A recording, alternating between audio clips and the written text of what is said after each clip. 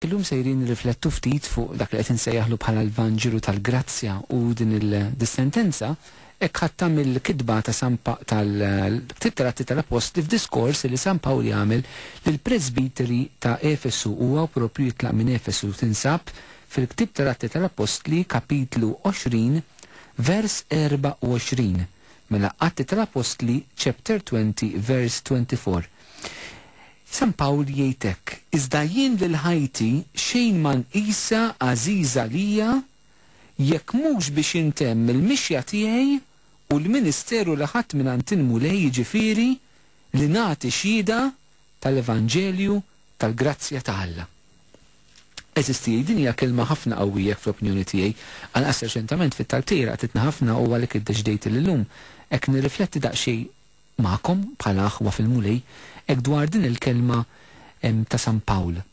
Il-Vanġelu tal-Grazzja ta' Alla. Lew ħaġa Pawlu jgħidilna sistijaj li ħajtu xejn ma jqies importanti jekk mhux biex ikun xut tal-għan l-Evanġelu tal-Grazzja ta' Alla. Mela hawnhekk San Pawl jgħidilna isma' il-ħajja tiegħi l-iktar ħaġa importanti fiha mhijiex li nagħmel karriera. Il-ħajja tiegħi l-iktar ħaġa importanti fiha mhijiex li nagħmel suċċess, għal-naqas is-suċċess kif tifhmu d-dinja. Il-ħajja tiegħi l-iktar ħaġa importanti mhijiex il-popolarità li jiena nkun popolari. Fil-ħajja tiegħi tgħidilna Pawlu l-iktar ħaġa importanti mhijiex li jiena kulħadd jirrispettani, ikolli ngawdi r-rispett u l-istima ta' kulħadd. F'ħajti l-iktar ħaġa importanti mhix li jiena jkolli s-saħħa u li nkun inbih is-saħħa. Ċertament dawn huma kollha ħanidu hekk realtajiet fil-ħajja tal-bniedem illi fihom infushom huma xejn ħżiena. Però b'San Pawl wara laqgħa tiegħu mal-Mulej Ġesu ħajtu tieħu żvolta differenti. Illi biex ngħidu hekk għalina l-insara wkoll trid tqajmilna din il-mistoqsija. X'qed jimmotiva, x'qed jagħti skop lil ħajja tiegħek bħala nisrani. San Pawl qed jgħid isma' dak li jiena tinqis b'teżor kbir l-iskop tal-ħajja tiegħi u li nkun xut tal-Evanġelu tal-Grazzja ta' Alla. Huma tliet elementi li nkun xut tal-Evanġelju u dal-Evanġelju tal-Grazzja ta' Alla. Mela. Li tkun xut eżistijaj huwa il-kmand li Ġesu tal l-Apostli huma jistennew il-miġġja tal-Ispiritu Santu f'Pentekosti jinżel fuqhom. Meta Ġesu talab l-Apostli sabiex jibqgħu Ġerusalemm jistennew l-Ispiritu fit-talb u mbagħad qalilhom hekk tswanejt meta jiġi l-Ispiritu fuqkom intom tirċievu l-qawwa u tkunu xhieda tiegħi f'Ġerusalemm fil-Ludija fis-Samarija u fil-satruf kollha tal-art. Mela dak li Ġesu jitlob mill-Apostli tiegħu minni u minnek illum bħala dixxipli tiegħu fil-Knisja l-2009 jitlobna li nkunu xhieda. Ix-xut huwa dak li jgħidilna San Ġwan fl-ewwel ittra tiegħu li jiftaħ l-ittra tiegħu bi kliem simili meta jgħid aħna se nxandrulkom dak li aħna rajna, dak li aħna smajna, dak li aħna missejna, ġifieri l-kelma tal-ħajja. Ġifieri dak li aħna minna esperjenza tiegħu, ix-xut huwa dak li jwassal dak li jara. Dik hija l-qawwa, il-validità ta' xut anke f'qorti.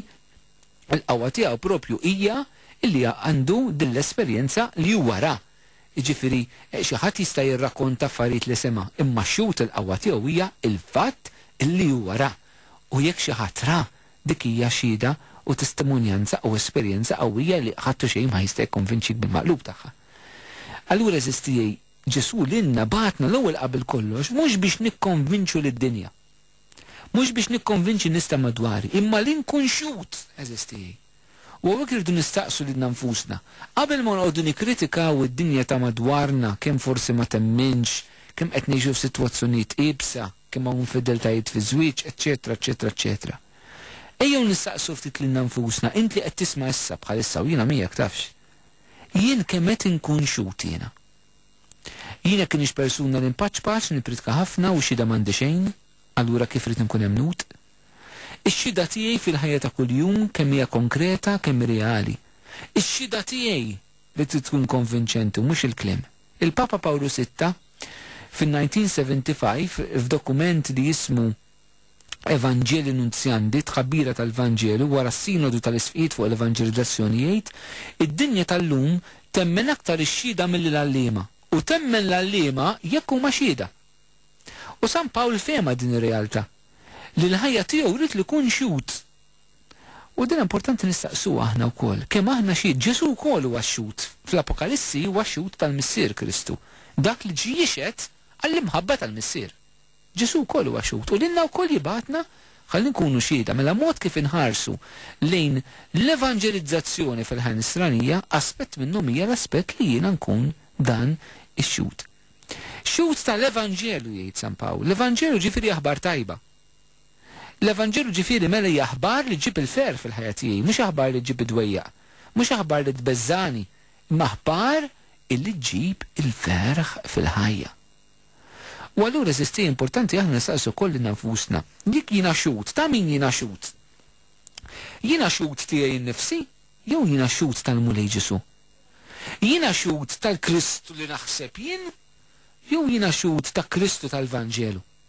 Jew jiena xut tas-sew tal-kelma u l-emir ta' Ġesu u mhux ta' dak il-Ġesu li nipprova npenġieħ jew kif nifhmu jiena.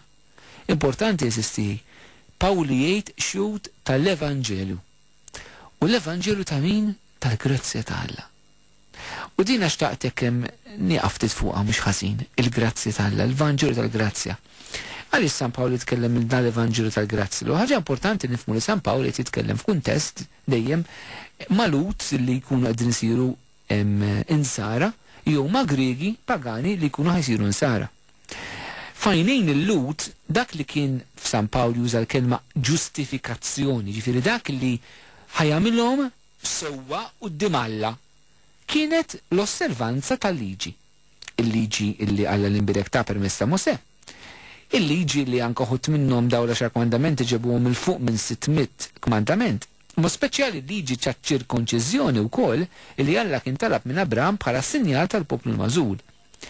San Pawl jargumenta fl-ittri tiegħu diversi drabi illi mhijiex l-osservanza tal-liġi illi se tagħmilna ġusti quddiem Alla, però hija l-grazzja tiegħu li se tiġġustifikana. Għalhekk San Pawl jitkellem minn dan l-Evanġelu tal-Grazzja. L-Evanġelu tal-Grazzja l f'kelma waħda f'sempliċità. Jekk nista' ngħidlek. X'inhuwa? Jiġifieri jisma' li mhux int se ssir tajjeb quddiem Alla, imma l-grazzja tiegħu se tagħmlek tajjeb, però mhux mingħajr il-kooperazzjoni tiegħek. Mhux mingħajr il-kollaborazzjoni tiegħek. Jekk hemm persuna sistijej illi turina din il-verità, il-Vanġelu tal-Grazzja hija l-Madonna. Ħadd iktar minn Marija ma jista' jurina fil-persuna u l-ħajja tiegħu il-Vanġelu tal-Grazzja tal-Alla xiġifieri. Jekk kellna nfittxu daqsxejn l-ktib ta' San Luqa, eżistilu l-kapitlu fejn insibu tħabbira ta' Gabriel il Marija jħabbar it-twelid ta' Kristu, l-ewwel ħaġa jgħidilha ifraħ, aħna ngħidu slim, però l-kelma Griega kajret tfisser ifraħ. U l-ħaġa jgħidilha mimlija bil-grazzja. Donnu mimlija bil-grazzja huwa sinonimu għall-isem tal-Madonna. Insibt grazzja quddiem Alla. Mela ħaġa li jgħidilha l-Marija hija li jisab din il-grazzja. Illi l-inizjattiva f'kelma waħda ma ġietx mill-Madonna, imma ġiet minn Alla. Marija litteralment ħanejdu hekk hija persuna li tikkontempla il-mulej x'qed jagħmel fija. Dik meta din ngħidu l-Vanġelu tal-Grazzja. Jiġifieri Alla l-imbierek x'jixtieq jagħmel huwa. Il-qawwa tiegħu li taħdem fina l-grazzja tal-Ispirtu Santu. Il-mulej li jrid jaħdem fik huwa b'mod dirett fil-ħajja tiegħek. U dan l-Evanġelu tal-Grazzja sistijej, illum il-ġurnata għandna bżonn niskopruh ħafna fil-ħajja tagħna bħala Knisja u fid-dinja mhu speċjali. Għaliex aħna qegħdin ngħixu f'sitwazzjoni ta' realtajiet, pereżempju, fejn naraw il-ħażen jiddomina. Il-ħażen li jiddomina u aħna naqtaw qalbna quddiem din ir-realtà fejn naraw il-ħażen jiddomina, il-ħażen ġustifikat, il-ħażen legalizzat, il-ħażen li saħansi tremminit li huwa tajjeb. Speċi ta' min se jeħlisna minn dan il-ħażen fil-ħajja tagħna. Hawnhekk fejn tidħol din il-qawwa tal-grazzja. L-ewwel ħaġa li il-grazzja tfisser li jisma' quddiem din ir-realtà jibsa, Alla mhuwiex passiv imma Alla jieħu l-inizjattiva tiegħu. Alla jagħmel xi ħaġa quddiem is-sitwazzjoni ta' diffikultà tal-ħażen ta' tbatija fil-bniedem. Minn hemmhekk jibda l-Vanġelu tal-Grazzja. Il-Vanġelu tal-Grazzja jibda mill-mument meta Alla jħares lejn iċ-ċirkustanzi tal-bniedem u jgħid dak li qal Alla l-imbierek il-Mosè, jiena smajt il-karba tal-poplu tiegħi u nżilt. Din hija l-ewwel pass tal-Vanġelu tal-Grazzja. Meta Alla jisma' l-karba tal-poplu u Alla jinżel ħalli jwieġeb. U għalhekk Ġesu huwa il-grazzja perfetta tal-Missier għaliex propju Ġesu huwa din ir-risposta sieħa tal-Missier li jinżel liben ħalli jwieġeb il-karba tal-poplu. Il-karba tal-poplu huwa midneb. Mela jibda billi Alla jisma', billi Alla jagħti każ.